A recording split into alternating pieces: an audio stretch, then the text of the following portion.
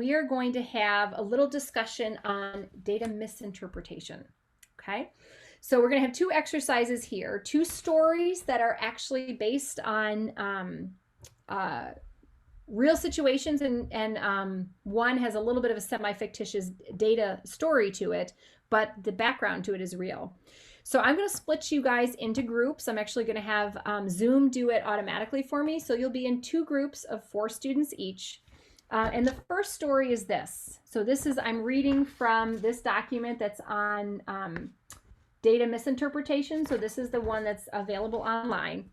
And it says that Ireland is well known for its pub culture, and there was serious concern by pub owners about legislation that was recently passed in January of 2017 that placed a smoking ban in all restaurants and pubs. There's a strong lobbying contingency trying to push for an overturning of the legislation, fearing that it is having a significant impact on the viability of these establishments. You will be assigned to either the pub owner or ban advocate side of the argument. Use the following data to formulate an argument that you will bring to the table. So essentially, you guys are going to each meet with me. I am the president of the town board, and you're going to advocate your case for either why you think the ban should be overturned if you're a pub owner, or if you're an advocate for the ban, that why you think it should stay in place. So the data that you have available, and I'm going to give you one other piece of data that's available for your use, is the first thing shows you for the past 10 years, from 2010 to 2019, the number of pubs in Ireland by year. Okay, so you can see that how the number of pubs has changed over the years. Another piece of data that I'm going to make available to you is that the average fluctuation in market business for any given year is plus or minus 10%. Okay, so any fluctuation in the number of businesses that are operating in any given year, if it's within 10%, that's a margin that indicates it's statistically insignificant. Okay, so those are the data that you have. And I'm going to split you into groups here. I'm going to have Blackboard do it completely randomly. And I'm going to call out the first person who's in each group name. And then group 1 is going to be my pub owners. So that's going to be Ashley, Bailey, Corinne, and Kate. So you are the pub owners. So your job is to take this data and come up with an argument why you think the ban should be overturned. Okay? And then Andrew, Connor, Emma, and Lexi, your job, and you both have the same set of data, is to come up with an argument with why you think the ban should remain in place and doesn't need to be overturned. Does that make sense? All right, I'm going to give you guys 10 minutes in your breakout rooms. Feel free to call me in if you need. And if you feel like you're done, you can send me a message and just say we're done, and we can come back early if that's the case. But I'm going to give you guys 10 minutes to discuss, okay? All right, well, let's see. Next on my docket is I appear to have pub owners versus ban advocates considering an overturning of legislation that was passed in 2017 that placed a smoking ban in all restaurants and pubs. So pub owners, would you like to state your case? Sure. So between the years 2014 and 2015, we saw an increase in pub ownership of around 14%, which is higher than the normal 10% that we see in normal economics for the area. And so pub ownership brings a lot of economic stability to Ireland. And since Ireland is such a small country, this is something that it would probably need to be able to sustain itself. And we can see a much, much smaller increase after the pub ban was in effect. Maybe only 2 or 3%. Also, Okay. After the ban, even though it was a small percent of increase, it was still increasing, so they were still in high demand. And we as pub owners just wanted to point out that with the numbers going into 2020 with COVID in effect, more pubs allows for more spacing out, which means more people can go, which means they're still bringing in the amount of money they need to be, but they are COVID safe. All right, so we're going to bring COVID into this study this year. You didn't say we We couldn't. had to. No, you're right. When I wrote this last year, there wasn't COVID. All right. Anything else from my pub owner contingency? All right. I'd like to hear the other side of the argument, please, from the ban advocate group. So in 2017, whenever this law was passed, we have seen an increase of up to 3,282 pubs just in the previous 2 years from 2017 to 2019 with the smoking ban in place. Okay. So I hear arguments that from the pub owner group that I'm curious why you didn't speak to the fact that in 2017, after the ban had been put in place, you actually lost 1,000 pubs. That would have seemed to have been a good argument to maybe highlight. You know, and the ban advocate group actually pointed out that, you know, despite having a hit in 2017, you actually rebounded to have more pubs by 2019 than you had prior to the ban. So I think we're going to need to stick with having the ban in place. Pub owner, I don't necessarily feel like you provided sufficient data to support your argument. So big picture here is what students often come up with this is the pub owner group will use an absolute number. They'll say 1,000 pubs went out of business the year that the ban was put in place. 1,000 pubs. That is ridiculous, right? I am one pub owner. There's 999 other pub owners that now do not have their livelihood because of this ban. And they'll use that little bit of data, right? And Andrew, as a ban advocate, said, well, but you know what? Yeah, you had a little bit of a hit, but you actually rebounded to be even better. And maybe it's because you found a better client base. Maybe you found families that were now frequenting your pubs more because there wasn't smoking and they felt like they could bring their families. So, and even to that end, sometimes the ban advocate folks will say, and even if it was 1,000 pubs that were decreased, that's only a 10% reduction, and that's within statistically insignificant kind of changes in fluctuation of number of businesses in any given year. Plus or minus 10% is not considered to be significant. So that's usually the arguments that people kind of come up with. I think you guys were sort of getting there, but you actually maybe provided a little more argument. I think you were indicating that you were leading up to being good. You looked at the data kind of prior to that. But this happens all the time. People cherry pick their data to support their argument, right?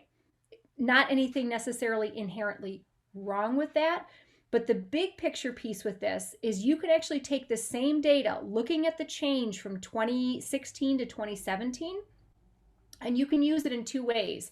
You can use that absolute number and say 1,000 pubs closed, and it makes it sound devastating to the industry.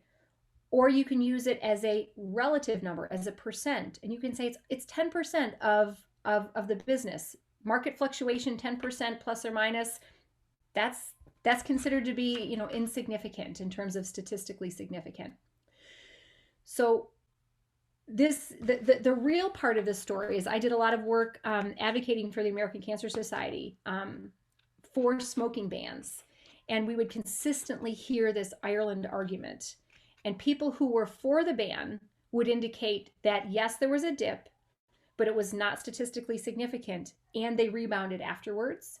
So people who are in support of the ban would say that, but the pub owners who didn't want the ban, for whatever reason, even though, you know, they rebounded, would indicate, you know, 1,000 people lost their pubs because of this.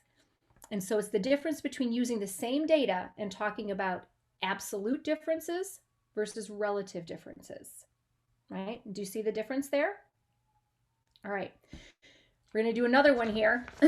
I'm going to have you break up into different groups this time. I'll just have Zoom randomly assign it. Again, another real story, and so this one is actually totally real. The The data from the Ireland one is older, but I sort of made it current so that you guys could talk about it. But that was a real situation. This is another real situation. Statins are a class of pharmaceuticals given to patients in an attempt to decrease their serum cholesterol levels. And again, we already did spend time in class understanding the biochemistry behind it. Who remembers the enzyme that it inhibits? HMG-CoA reductase. You will be assigned to either the pharmaceutical industry or the patient advocate side of the argument. Use the following data from a New England Journal of Medicine article published in 2008. So this is an actual article, okay? As well as a press release from the makers of the statin, rosuvastatin, which is AstraZeneca, and formulate an argument that you can bring to the table. So the data that's from this primary literature article says, and this is called the Jupiter study. That's the study that was published. So published in the New England Journal of Medicine. So after 2 years of the study, and the study was actually halted, we'll talk about why in a minute. There was thousands of patients that were participating in the study, but it was halted after 2 years. And the data from the statin group indicated this, that there was a total number of cardiovascular deaths in the statin arm of the group of 12 individuals. The percent of the population that suffered a heart attack was 0.35%. The data from the placebo arm of the group, and if you don't know what a placebo is, right, cardiovascular or the statin group, that's a group that received the drug.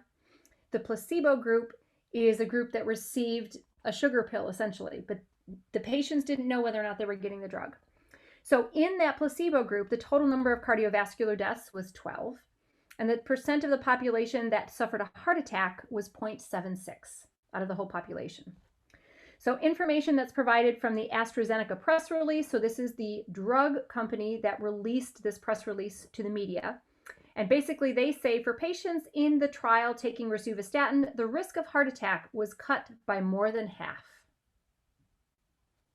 Okay, so let me assign groups here and then I'll tell you who is in each group. I'm going to recreate groups. All right, Bailey, your group is going to be the pharmaceutical industry group.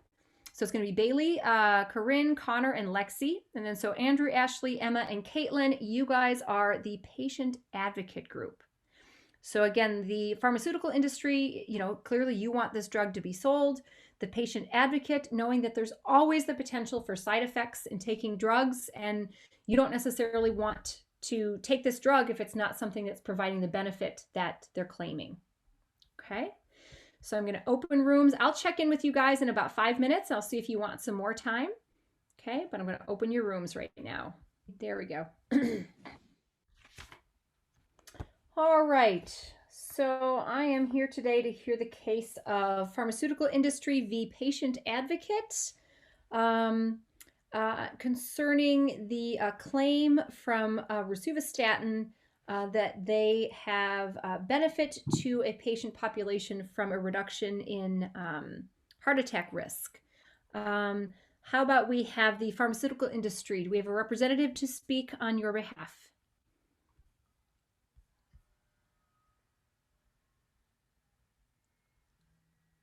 So for the pharmaceutical industry, even though they had the equal amount of deaths, the population that suffered from a heart attack was still cut in by half. And it is known that lowering cholesterol levels is a good thing for the human body because there is bad cholesterol, as we learned, is LDL. So a drug that theoretically decreases cholesterol levels is resulting in a healthier human body. Okay. All right. How about my patient advocate group? So we agree that the risk of heart attack was cut in half, but the amount of deaths associated with it were doubled. Okay. Because now we have half the people that are having a heart attack, yet there's the same amount of deaths. So therefore, it must have doubled the chance of death. I feel like more people could have died, though, without that drug in that year. It's like we had them take the drug, then maybe it would have been less amount of deaths. Okay, so the fact that they stopped that study early. Go ahead, Corinne. I'm sorry. yeah. We also don't know if there was any outside factors that were causing the cardiovascular deaths. It could have been from family. It could have just been from just about anything that's not just the cholesterol. So I feel like if you're looking at the overall benefit, you have to remember that there are outside things that weigh in other than just your cholesterol. They could have had pre-existing health conditions. Yeah, that's Okay. All right. I'm going to show you guys a little bit of a documentary here. Okay. And then we will revisit this and we'll see what people feel. All right. I'm going to play the first few minutes of this documentary here, and then I'll fast forward to the end. So about the first 5 minutes here. Oops, hang on a second. I need to... Heart disease is a leading cause of Hang on a death. second. I need to share, make sure I share the computer audio. So hang on one second.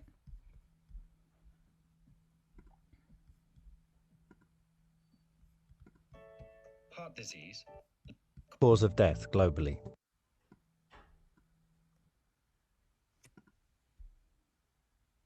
All right, you guys can see that okay? Give me a thumbs up when you hear the sound okay too. It hasn't started yet. Heart disease is a leading cause of death globally. The most common form of heart disease is coronary heart disease, a condition affecting the blood vessels that supply the heart. In 2008, around 7.3 million people died from this condition.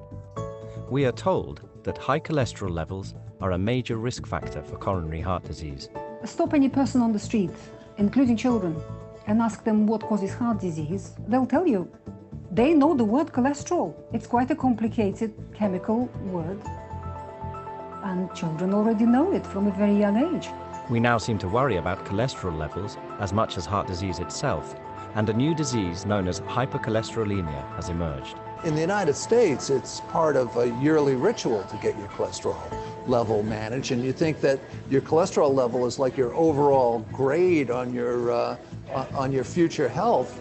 The focus on cholesterol has also led to a global cholesterol-lowering industry that generates billions of dollars each year for pharmaceutical companies and food manufacturers. You just can't get away from high cholesterol. More than 40 million people now take medications known as statins to lower their cholesterol levels. Statins have become one of the most widely prescribed categories of drugs in medical history. These are the #1 profit makers for the pharmaceutical industry. These are the darlings of the pharmaceutical industry. This is their babies. However, a number of doctors and researchers have for decades been questioning the role cholesterol plays in heart disease. People believe it to be true. They believe they've read it, they've read it, they've read it. It's not there. It's just non-existent. And strong evidence exists to suggest that the benefits of statins have been exaggerated by pharmaceutical companies keen to increase their profits. We are beginning to see now that a lot of the facts that we are given are actually somewhat manipulated. Doctors are not trained in nutrition. They know no more than you do. It's a very hierarchical world, medicine. International opinion leaders say it, the national opinion leaders agree. No one's going to stand up and go, well, I don't believe that. This stands as organized crime, but there's a lot more money in this. And in fact, many, many more people get hurt.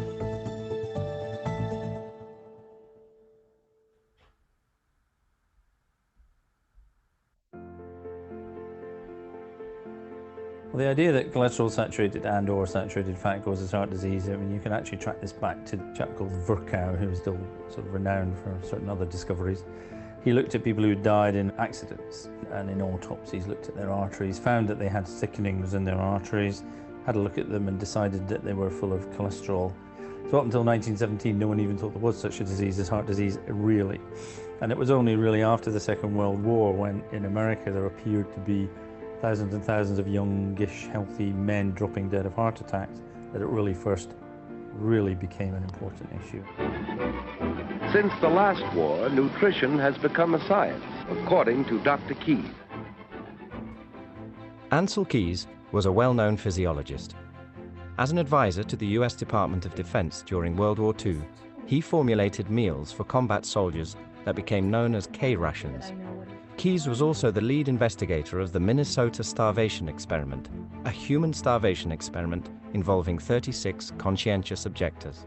In 2011, A report published by the Associated Press revealed a number of unethical medical experiments had been conducted in the past in the United States. One of these experiments involved injecting 11 volunteers with malaria, then starving them for 5 days. One of the authors of this study was Ancel Keys. Ancel Keys is also regarded as the father of the diet-heart hypothesis, the idea that dietary saturated fat raises cholesterol levels and causes heart disease.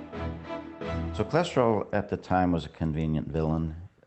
We had this problem of atherosclerosis, a hardening of the arteries, and there was a great deal of pressure, a need really, to blame it on something. A chap called Ancel Keys came along and said, I know what causes heart disease. Heart disease is caused by eating.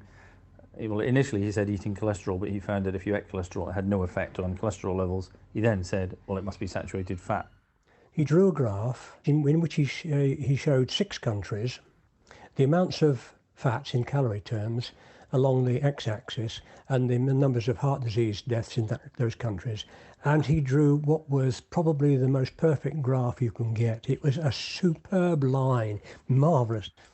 There's a flaw, because at the time that Keys did this in 1953, there were data from 22 countries he could have used. He didn't use the 16 that didn't agree. And when you add those to his graph, there is no relationship at all. You find countries with much higher levels of heart disease eating less fat, and vice versa. It was pure manipulating, or we could call it fraud. This is pure fraud. Despite the obvious problems with this study, the work completed by Ancel Keys is still quoted today as evidence in support of the diet-heart hypothesis. Most authorities state that this straight-line relationship can also be seen between cholesterol levels and the risk of... Do you guys recognize the name of the main researcher there? Right? That was the gentleman when you had to watch that Edpuzzle video on Adam Ruins Everything. Ancel Keys was the guy who basically told John Yudkin, oh, phooey on your sugar stuff, right? It's all about fat. So I'm going to fast forward here to something towards the end here.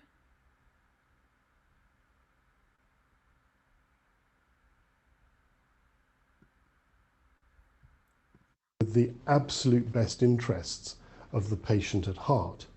And ordinary doctors ought to be brought in as stakeholders in these panels to decide what the evidence really shows. And having experts who have financial ties with drug companies is just like having judges that are getting paid by one of the litigants in a court battle to sit on the bench.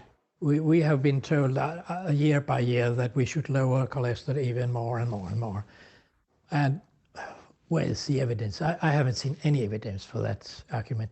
The great problem is that these recommendations are written by people paid by the drug industry. How can anybody believe in such recommendations? 60-odd years have passed.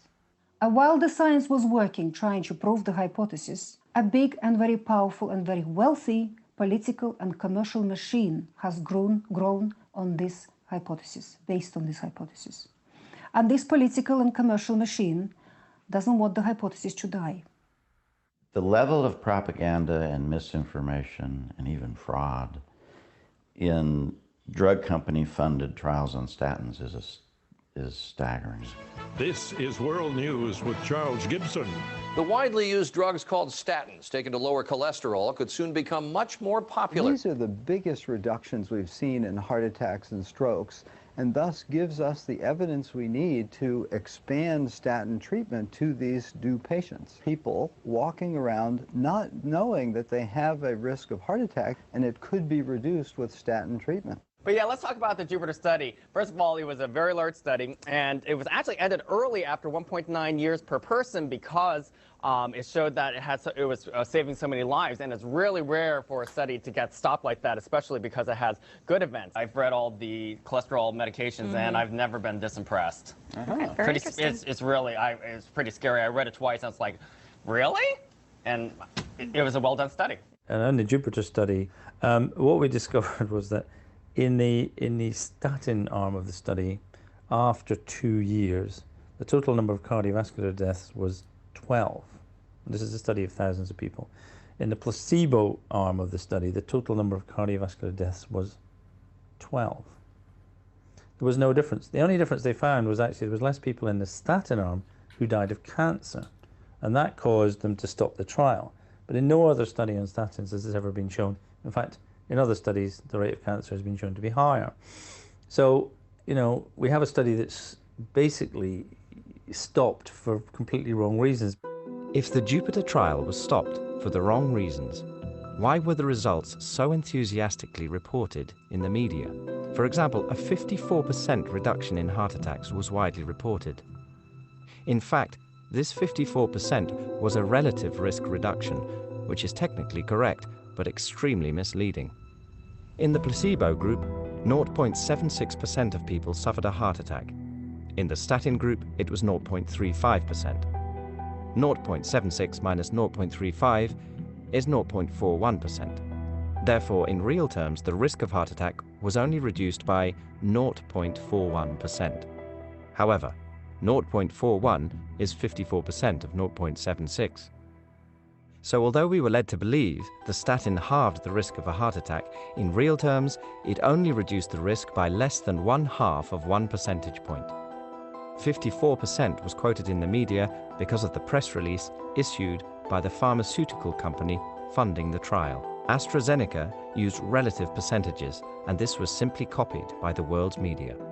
All of the statin trials have used these relative percentages, which give us a distorted view of the benefits associated with statins. The lead author of that article, the Jupiter study that was published in the New England Journal of Medicine, actually is a co-owner of the patent of the C-reactive protein.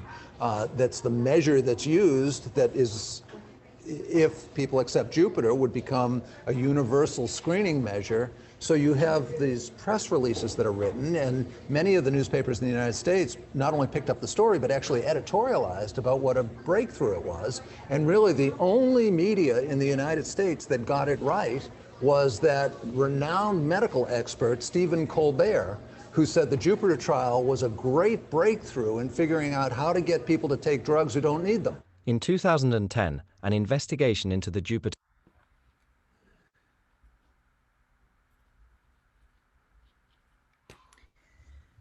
All right.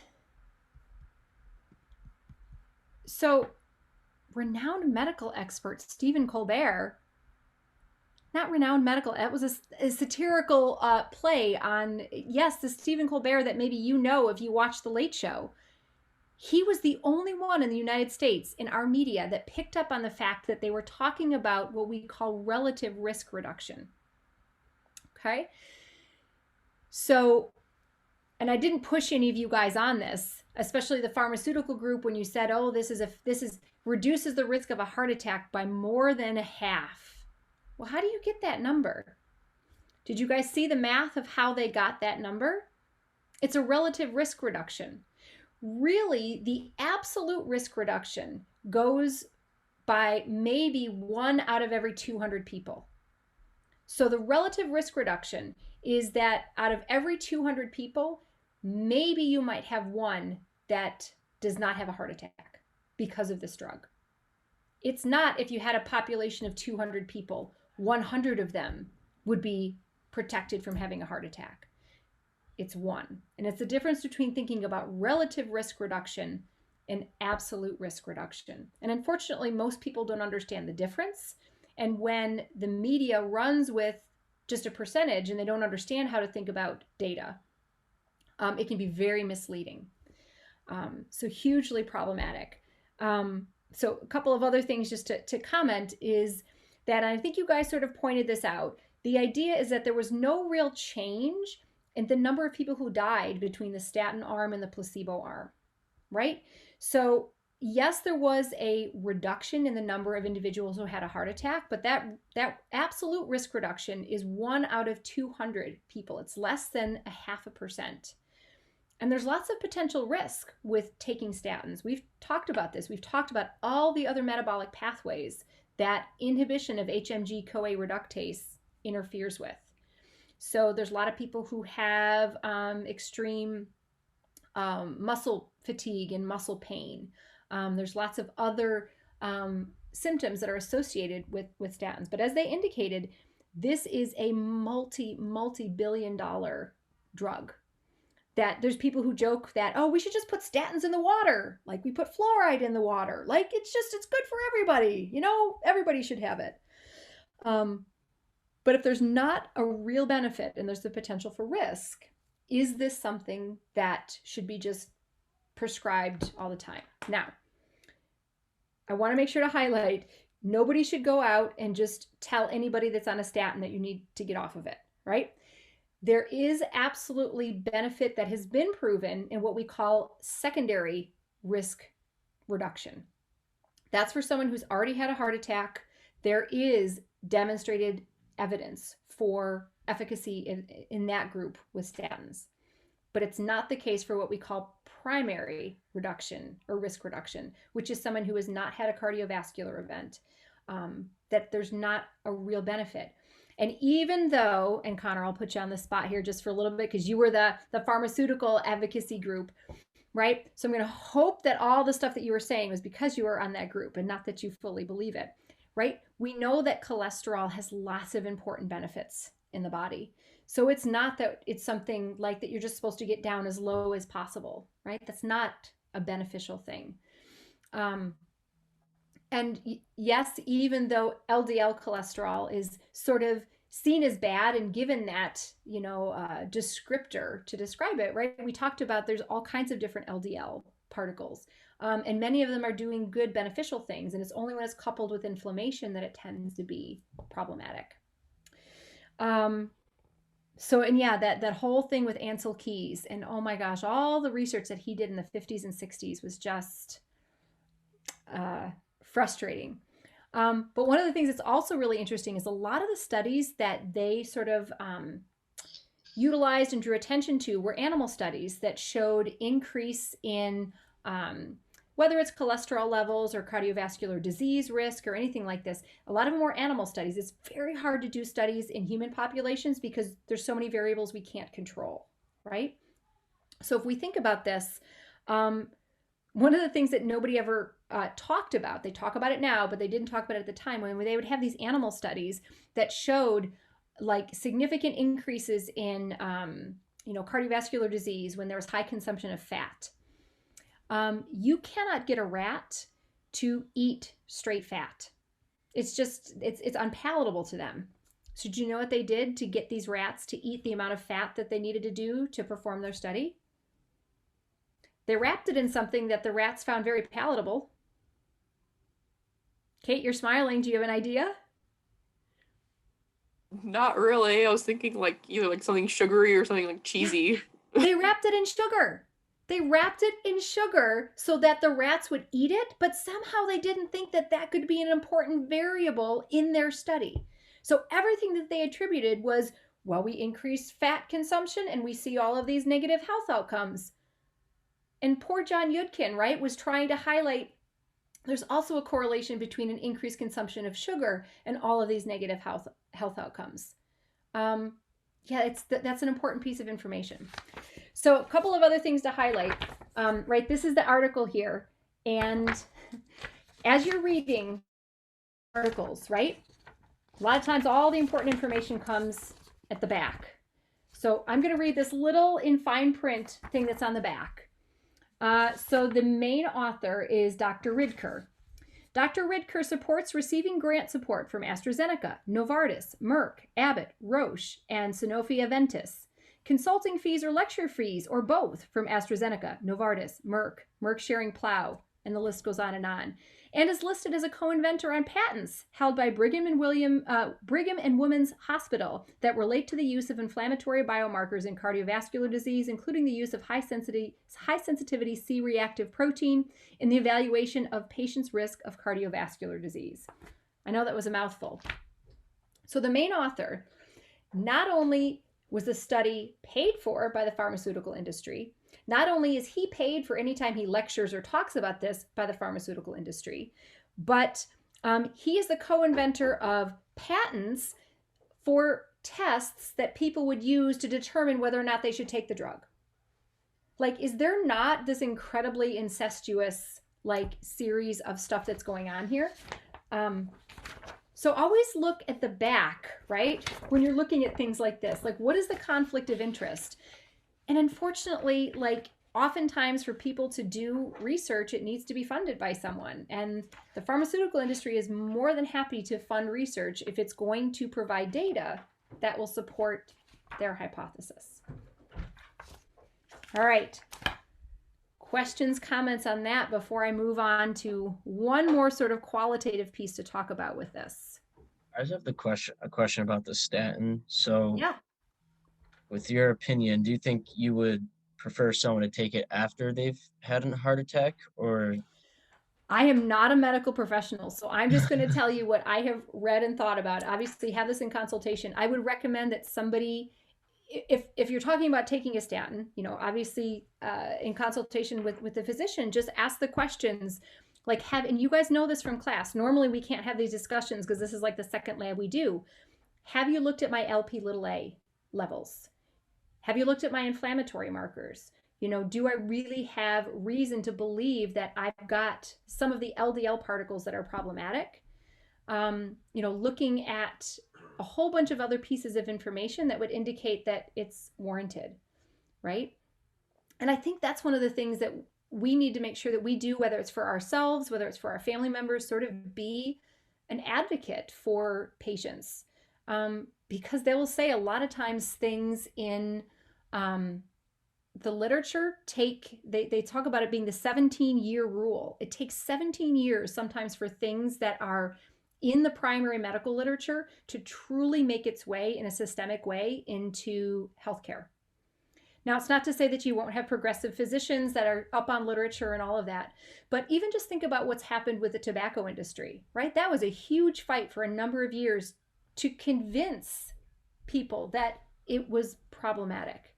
And I think we're starting to see the tide turn on sugar, and we're starting to see the tide turn on things like cholesterol and so forth.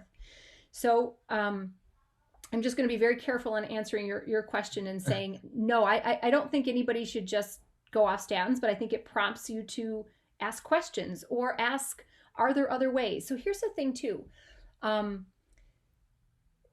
You can have dietary and lifestyle interventions that will do what you need to do with problematic cholesterol and inflammation and all kinds of things in your body. But a lot of people prescribe statins because patient compliance with what you need to do is not easy, right? I was just listening to something from JAMA has a great podcast that I was listening to the other day that talks about the challenges with COVID right now, because people, especially as we get into the winter months, like people are not eating well. People are putting on weight. People are putting on weight because it's stressful, because they're just eating highly processed foods and all kinds of things like this. And so people are worried, you know, that there's all of these things that are sort of happening to put people in a higher risk category for COVID. But physicians also know that, you know, it's really hard to have all of those good things happen. They were saying, you know, they say it's way harder to come off of bad eating and eat better than it is to go the other way. You know, it's I would love to just like eat Lucky Charms all the time. Like they're just amazing. Cinnamon Toast Crunch, just like really good stuff. But it's just not good for you. It's so easy to eat badly. So the patient compliance thing is, I think, why a lot of people feel like this person is in a bad health situation, and this is the Band-Aid that I need to put on it because I know I'm going to not get any traction with them doing the right thing with diet and lifestyle. So to that end, I say, I think that I think food is medicine. That's kind of a platform that I will stand on and say that I think it's an important thing, but it's really hard to have patient compliance with something like that. Right. Okay. Thank you. Yep. I have a All question. right. One other thing that I want to do before we kind of delve into some stuff that's related directly to our data analysis lab. I want us to think about. Dr. Parente. Yeah, go ahead. Oh, question for you. So what Yeah. happened with like the vaccines and autism study? Oh, okay. So again, another just example. So here's my take on it too. I'm not an anti-vaxxer, but I do believe that because you are doing things with the immune system, there is the potential in some individuals, and I think we have to remember this. This is like, as much as our statin little story there talked about thousands of people, and maybe your risk reduction would be 1 in 200. If that N of 1 is you or a loved one, that matters, right? So to that end, and it's been so long since I've actually thought about this. I know sometimes people have heard about it in other classes, so I want to make sure I don't get it wrong. The data that shows that vaccines cause autism is just not there, okay? But when it comes to an N of 1 situation, I absolutely believe that there are people out there that have had their child have a vaccine and had something happen. I absolutely believe that, because we are so individual. We are not a cloned mouse population that we can kind of make those, determinations on. So here's my stance sort of on this. I'm not an anti-vaxxer. My children do get vaccinations, but one of the things that if I were to have children, or if myself right now could have spoken to my 20-year-ago self, before having kids and all of that, I would have said, just make sure it's inconvenient for you, but space out the vaccinations that you give your kids. Like, even though you think it's convenient, I only have to go to the doctor once and they're just going to like throw all of these vaccines in at once. I don't know if that's the best thing for a very new immune system. So even though it might be inconvenient for me, I would space out vaccinations. And to that end, like I said, I do believe that there are instances where people have had adverse reactions because of an overactive immune response. And, there's a lot that we know now that suggests that autism is an autoimmune disease. And so if you sort of mess with your immune system in a way with vaccination, I do think there's the chance for that to happen. I don't think it's widespread. I would not be afraid to vaccinate my children because of that. I will say, depending on what vaccine becomes available from a COVID standpoint, my kids will not be the first in line if it's some of these new ones that are a new platform. I'm not going to be the first to wade in the water with that. But so that was, I don't know if I directly answered your question. We didn't actually go into the data, but I haven't thought about that recently. Have you guys talked about that in other classes? I know it's kind of a classic thing to bring up in other classes about how data can be misinterpreted. I should look into that again, because I think that's a great example to kind of put in here. I've chosen 2 examples that I'm either directly involved with or passionate about, but that's certainly another one I think that could be a good one to throw in here. Other questions?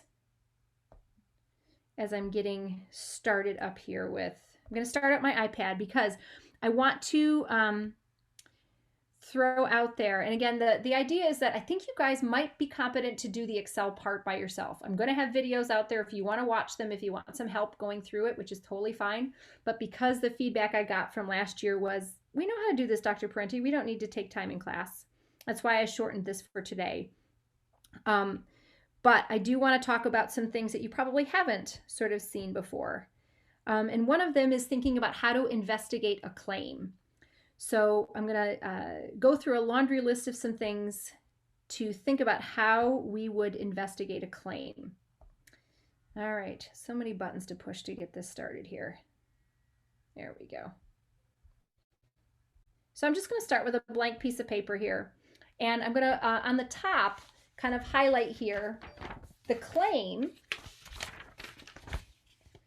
that statins lower blood cholesterol. Okay, so this is a claim that we want to investigate. Okay, so you'll hear this a lot in statistics, right? My husband teaches statistics, so I hear him talk about this all the time. You'll have a claim, you'll have a null hypothesis, you'll have things like this. I want us to think about this more from the experimental side. Let's say that there was a claim that statins lower blood cholesterol.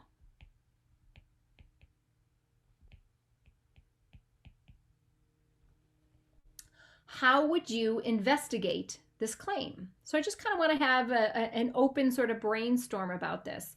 If the claim is that statins lower blood cholesterol, how would you investigate this claim? What are your thoughts? Maybe you could have a sample of people and put them on the exact same type of diet, Okay. and then have a group with statin and a group without it. All right, so there's a lot that was there. So I'm going to unpack it and I'm going to put it in a specific order here because I kind of have a list of stuff. So you were talking about having some participants.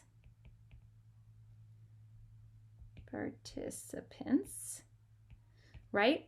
You wanted to maybe split them into two groups. So group 1, let's say, in group 2. And you said maybe you're going to give one of them a statin. And what were you going to give the other group? Just none, no statin. No statin, so nothing at all? Yeah. Anybody else have any else that they want to say? Because I don't know if I want my participants to know who's getting Oh the wait, statin. yeah. Maybe they What do we both should do? get statin. So I'm looking for a P word. Placebo. Yeah. So I'm going to give another group the placebo. So what would I call these two groups? How about the group that gets the statin?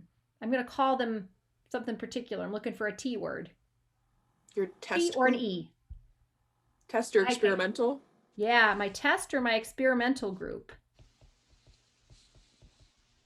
And what do I want to call that second group?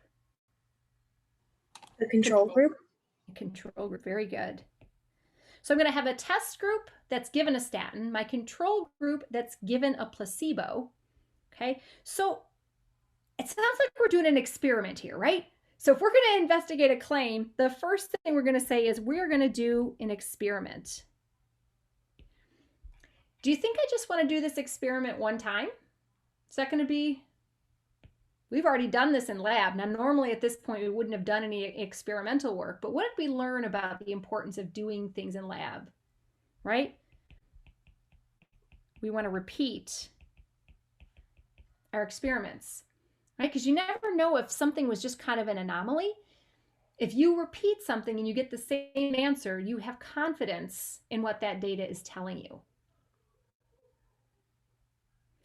So I want to expand a little bit more about what Connor had said. He talked about some participants, and we'll get to the weeds of what he had said there in a minute about same diet and stuff like that.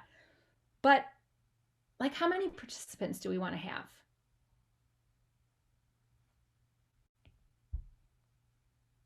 One? Two? Definitely not 2. How about a large number of participants, right? Yes. You know, how many participants you have might depend on a lot of variables, which we'll talk about in just a second. But the idea is you want to have a large number of participants, and ideally you want them to be kind of representative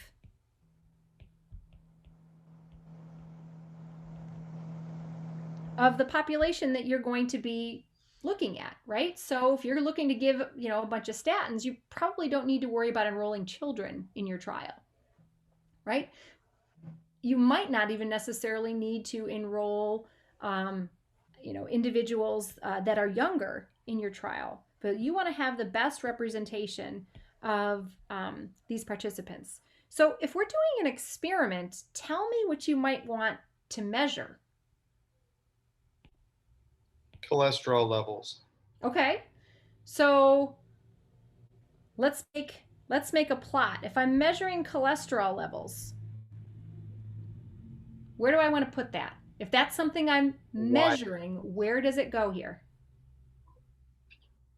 Is it y-axis? Yeah, so I'm going to move this down just to give myself some more room. So let's measure LDL levels, and I'm going to put this on my y-axis because my y-axis is going to be my measured. Now, is that dependent or independent? That's your dependent? It's your dependent. So just terms I want to make sure you know, right? And when we say, and this was part of your pre-lab questions, when I asked you to plot apples versus oranges, it was just really understanding that when you use that language, it should tell people what the X and the Y variables are. Your Y is always listed first. So apples versus oranges should have had apples on the Y-axis, oranges on the X-axis. So we're going to be measuring LDL levels. That's our dependent variable because it's going to depend on something else. So anybody have ideas? What do we want to measure on the x-axis? Time. Okay, that's an option. Time. So again, this is going to be our independent or our manipulated variable. But if I'm measuring LDL concentration as a function of time, that doesn't necessarily allow me to investigate whether the statin's working. Like this piece really should probably be what's down here. If that's what I'm kind of investigating, I'm investigating the effect of statins lowering blood cholesterol, not really time. So this idea that we're going to have statins, that should really be our manipulated variable. That's what we're going to manipulate. So maybe we manipulate statin concentration, which in drug terms, we're going to be measuring as the dose. And what we'd hope to see here is that as we increase the dose, LDL concentrations would go down. And we'd hope to see this in a dose-dependent fashion. We'd like to see that it maybe responds quickly. We certainly don't want people having to take, multi-gram quantities of a drug, right? That's not only, frustrating as a patient to have to take a lot of large pills, but it's certainly expensive if you have to take and formulate a lot of that drug. So highlighting a couple of other things here. So our test or our experimental group, we're going to be giving them statin, but we're going to vary the dose, right? We have to have something that we're manipulating. And maybe we still are monitoring things over time, right? But the main variable that we're going to manipulate is the amount that they're taking. I want to talk a little bit more about this idea of a placebo, right? So a placebo is where the patient is going to think that they're getting the drug. So the patient thinks that they're getting drug. Okay, but there's no compound, right? There's nothing there. And when we do this kind of with a real study, we have what's called a double blind experiment, right? So that means neither the patient nor the researchers, whoever happens to be administering the study, knows who's getting what. And that's important because that eliminates bias, right? We don't want anybody to be biased in what's going on, right? And not only that, we really need to know what's going on here. So we also want to avoid what's called the placebo effect. So does anybody know, or could you define what the placebo effect is?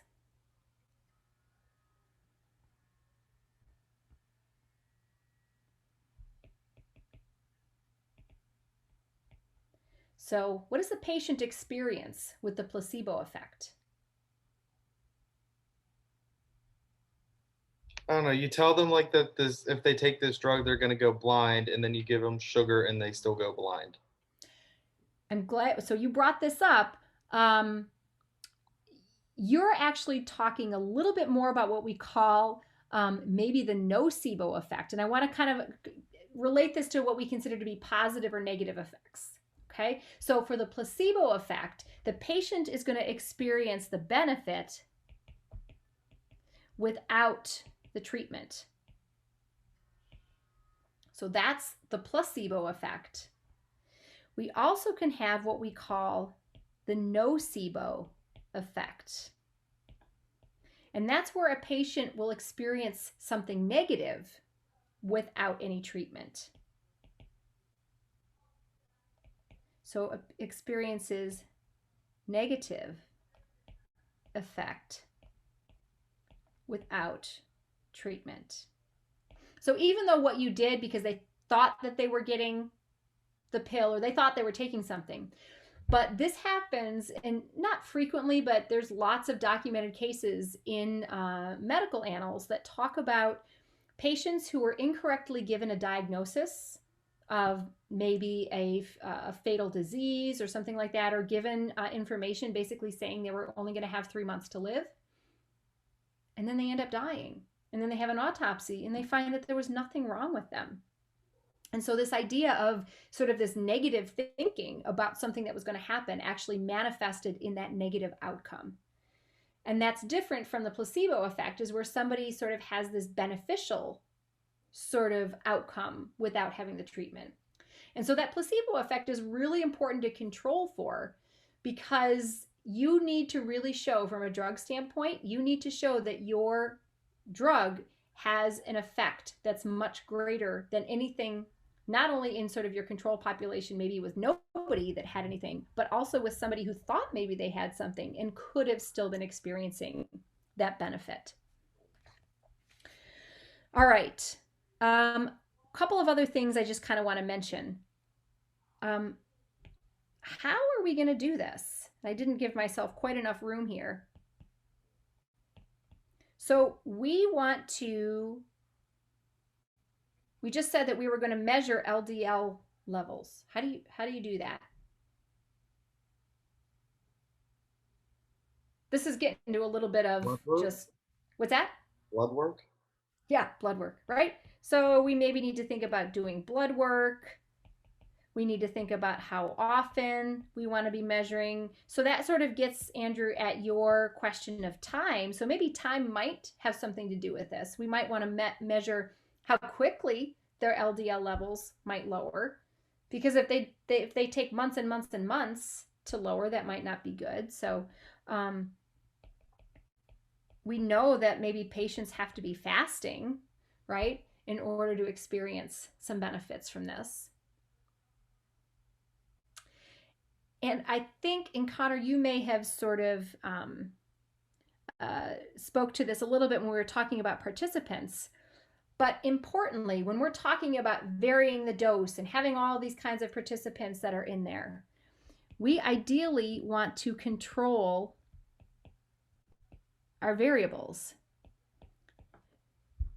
Because if we are going to make a claim that statins lower blood cholesterol, if we don't in some way control for other pre-existing conditions, the diet that they have, all kinds of other things, there could be other reasons that people see a reduction in LDL levels. Right, but this is why doing things in human populations is so hard. It's hard enough to get people to change their diet or do something specific with their diet just because it's good for them. But if now we need to sort of control for that to actually look at this study, that's a challenge, right? But thinking about changing one variable at a time, that's kind of a big key. One variable at a time. That's sort of a big key here to think about with anything. I actually just had a conversation with the superintendent of our school the other day, talking about, I just shared with her my respect for everything that they're doing from a school standpoint. They made the decision, even though they had a lot of parental pushback, parents wanted kids to go back full-time to school. They didn't like that there was hybrid. They didn't like that their kids were home 3 days a week. They wanted them back full-time. And so I had a conversation with the superintendent, and I said, as an experimentalist, I always know you should change one variable at a time. I said, there's lots of variables that are changing in the upcoming months that you guys will not have any control over. I said, you cannot control that we're going into cold and flu season, that we're coming into the holidays, that we're going to be spending more time indoors. I said, there's lots of variables that you're changing. I said, I think it's important that you consider maintaining ones that you know you can control. Children have to be masked. They're going to be physically distanced. And don't send every single kid back to the school every day. Like, what you have is working, right? So keeping one variable at a time is important. Or only changing one variable at a time. All right, the last thing I just kind of want to put out there is this word.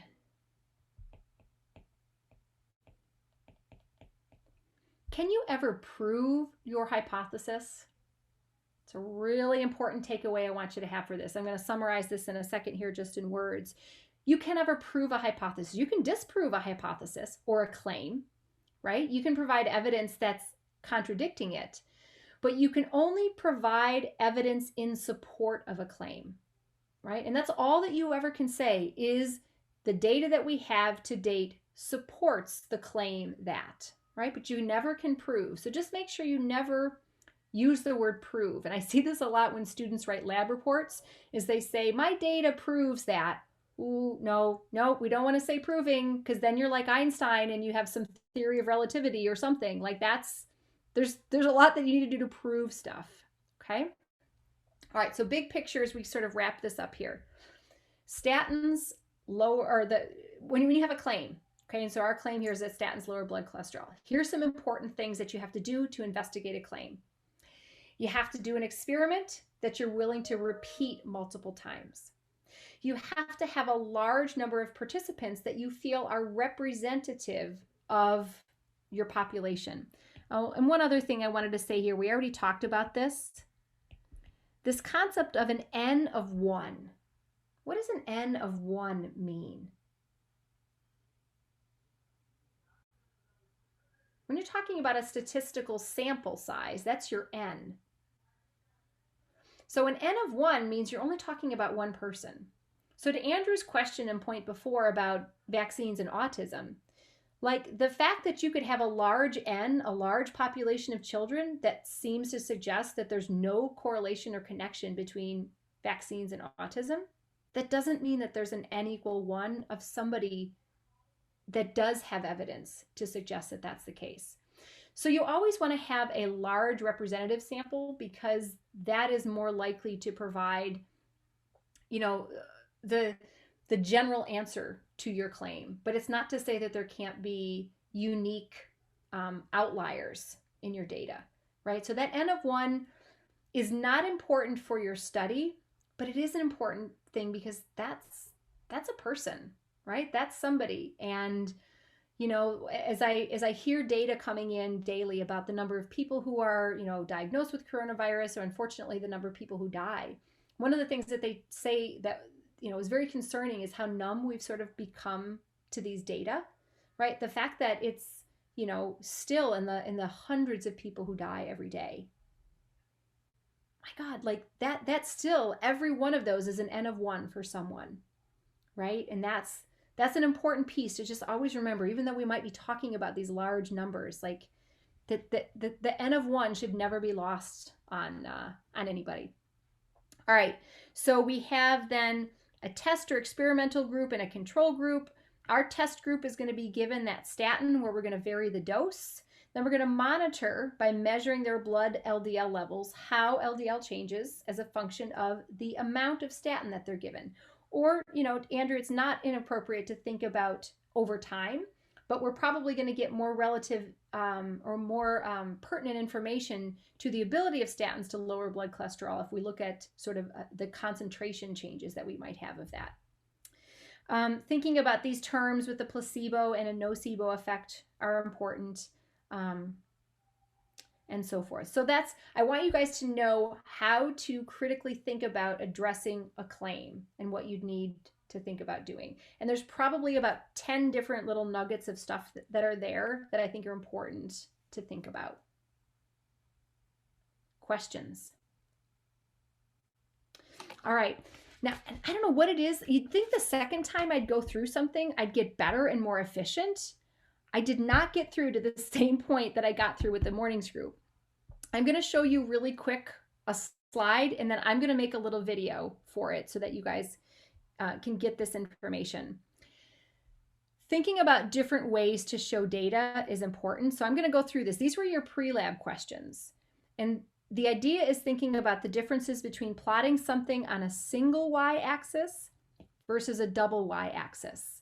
And if you're just somebody who doesn't know a lot about data and you see something that looks like this, the word that comes to mind is those are the same, right? So, but the problem is if you have two different y-axes, this data might not be the same. So double Y plots can be misleading unless you really know how to use them. And the example that I went through with the students in class is, let's imagine I wanted you to plot the mass of an animal as a function of time. So we're showing the growth of this animal. If I were to just do a single Y plot and I were to show the growth of an elephant, I might show a curve that looks like this, right? Adolescents, they kind of go through a big growth phase and so forth, but then they sort of level off. If I were to show it for a mouse, it would look like a flat line because compared to the elephant, the change is small. Now, if I take this same blue data and I give it its own y-axis, I might see that, wow, a mouse and an elephant experience the same relative growth rate over a period of time because I allowed each of those to run between their own minimum and maximum values. But the challenge is, if I don't know that, and I'm looking at this data, I might incorrectly say, well, a mouse weighs the same as the elephant because these plots are the same. You know that's not the case, right? So it's the idea of thinking again about absolute and relative terms. So I'm going to put this again in a little, I'll put it as an end part. It's actually one of the questions to think about in your handout here. It says, when we talk about double Y plots, let's discuss the pre-lab questions.